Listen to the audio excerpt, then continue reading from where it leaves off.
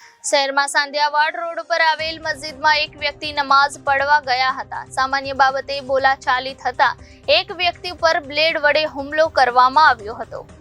ભાવનગર શહેરના રૂવાપરી road કાગદી મસ્જિદવાળા ખાંચામાં મસ્જિદની લાઇટની switch બંધ ચાલુ કરવામાં બોલાચાલી થતા રિયાઝભાઈ એમ પતાણી ઉપર અચાનક પાછળથી આવીને કોઈએ હાથ ઉપર બ્લેડ મારી રફુચક્કર થઈ ગયા હતા, જેમાં મારનારનું નામ રફીકભાઈ સામે આવ્યું છે તેમજ પોલીસ ફરિયાદ કરવામાં આવી છે. ઇજાગ્રસ્તને તાત્કાલિક સારવાર ભાવનગરની સરટી હોસ્પિટલ ખાતે ખસેડવામાં આવ્યા હતા. મારું નામ રિયાઝ અહેમદભાઈ પટાણે. કઈ જગ્યાએ રહ્યો? રૂવાપરી રોડ કાગદીવાળા મસ્જિદ પાસે. શું થયું? નમાજ પઢવા ગયા અને એમાં નમાજના ટાઈમે 7:10 સ્વિચ ચાલુ મેં કરી. મને કે ત્યાંના ટ્રસ્ટી છે રફીકભાઈ કાગદી કરીને કે સ્વિચ ઉલા ચાલુ બંધ કરી ગયા. એ ટાઈમ આવતા નથી, બરોબર છે. એટલે શું છે કે મેં ચાલુ કરી નમાજના ટાઈમે, બાકી બધા માણસો નમાજ પડે, બરોબર છે.